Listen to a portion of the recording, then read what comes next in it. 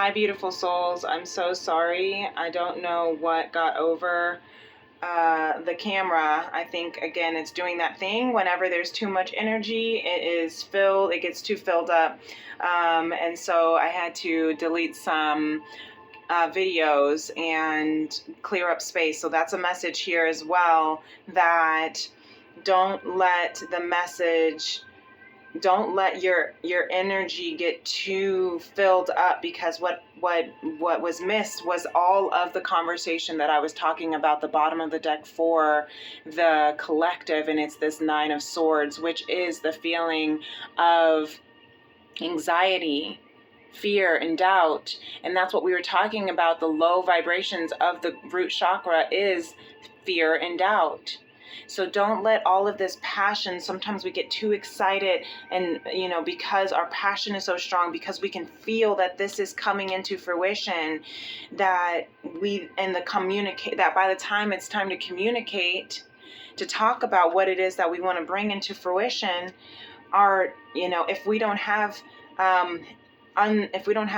if we still have unsettled wounding from our childhood, from our familial experiences, then our root chakra will be out of balance, which means it won't allow us to be able to, get out of our mind, get out of our head, and overcome those fears. So what I'm hearing is that there may be some communication that's coming through. It really clearly shows this, but in order to really let those communications come through, we have to be aware of our mind, our ego, our anxieties, our emotions, and ground them, surrender them up. And that's where Spirit is saying, go within and reflect.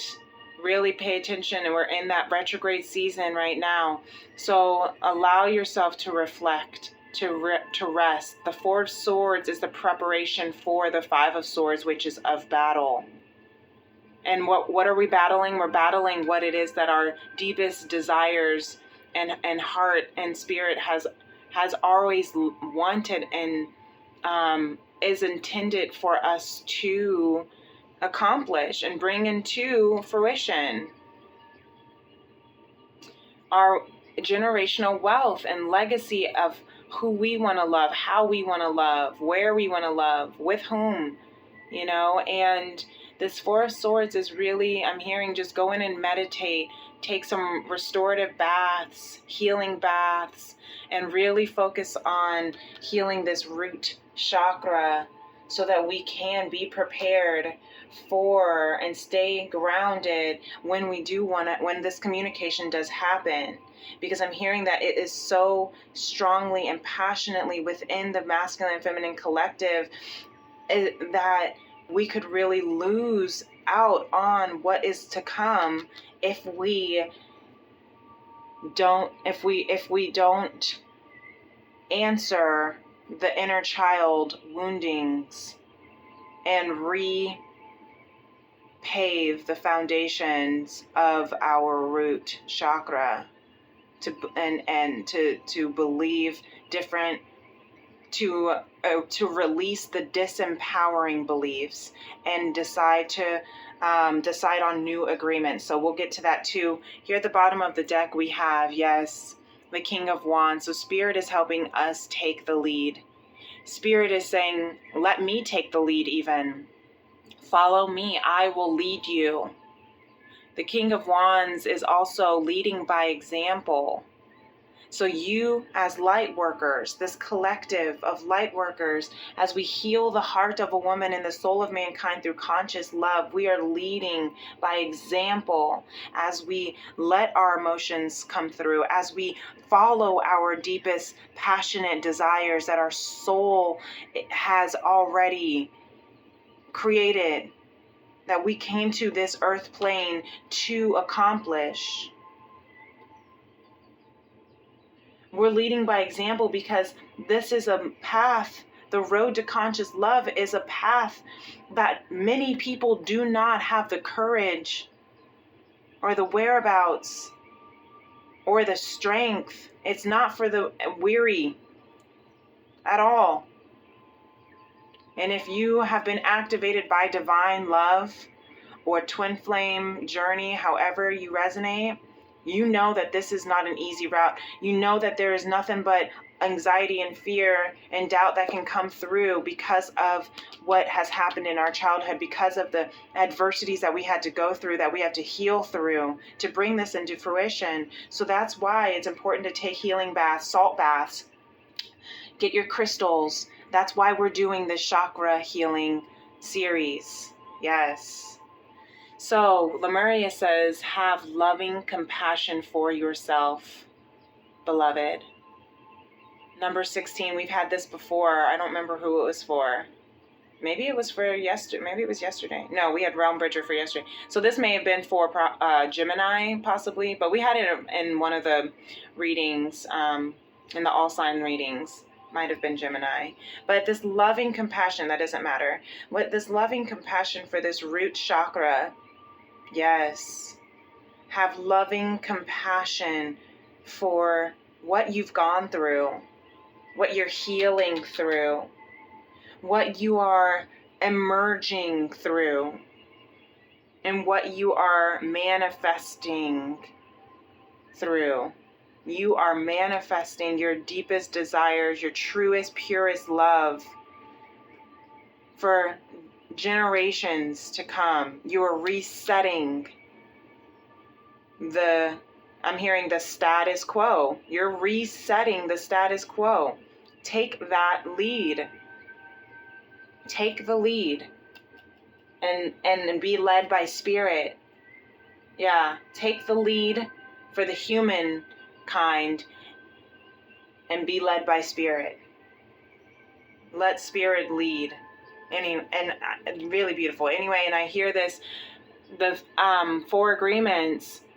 Don't make assumptions. Agreement number 3, assume nothing.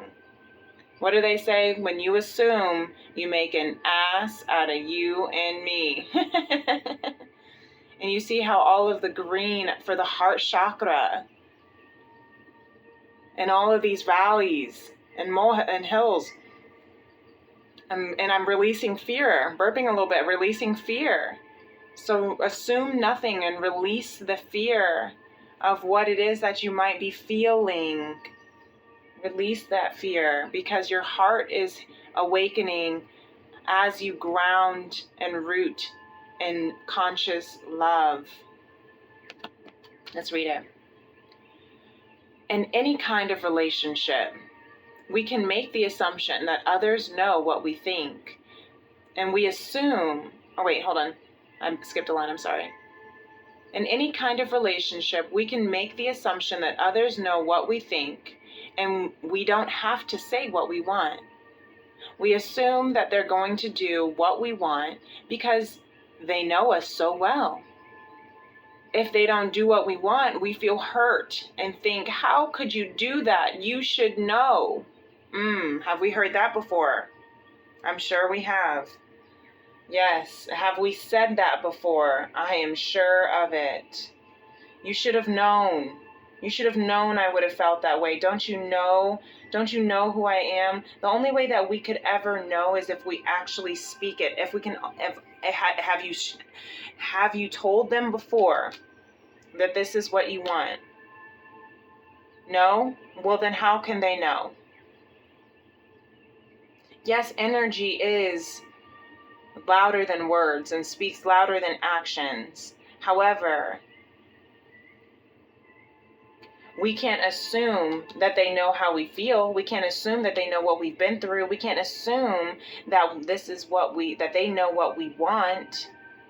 Just as much as they can't assume that of us. And that's why we need to have loving compassion for ourselves and for our partners and for our, this doesn't have to be a relationship necessarily, but, I pull from the highest vibrations of conscious love. So right now, clearly this collective is feeling activated by divine love. And if it's not resonating with you for a partner, then perhaps it could be a family member, a parent, a child, a friend.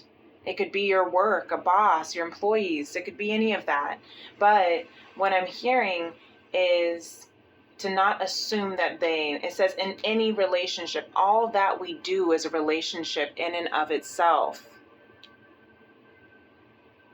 And so, whatever we do, assume nothing. Don't assume that this is just going to happen, that they're going to know how we feel. Don't assume that when we have this conversation that we don't really need to have all the deeps and depths of the conversation. Sometimes some people may see the Six of Swords as, speaking some truth, but not all of the truth. Well, this is the time, collective, to speak all of the truth, to not assume that they know, to not leave anything behind, and to speak with loving compassion, because this is the time of vulnerability as we heal. Is vulnerable, because anything is possible. Yes. Assume nothing. Have loving compassion, because anything is possible. I'm going to put this right here. Anything is possible. Yes, you guys. Believe in your goals and dreams. Remember, that was in part 1. It stopped right at part 1. I was pulling this up saying, I believe in my goals and dreams. So this is your goal. These are your dreams. Believe in them. Anything is possible. Wow. Don't assume that it's not possible. Don't assume that your fears and your doubts are going to take over. Don't assume that they don't want what you want. What you seek is seeking you. I heard that the other day. Wow. So really, really beautiful. I love this so much. And I hope that this helps you. Sorry that it had to go into 2 parts, but you know how energy be getting when it gets too intense. This was a long reading too. So hopefully you're able to catch the first half. I know it's about 30 minutes, and are able to catch the second half, and that they both resonate with you. If it does, give this video a thumbs up.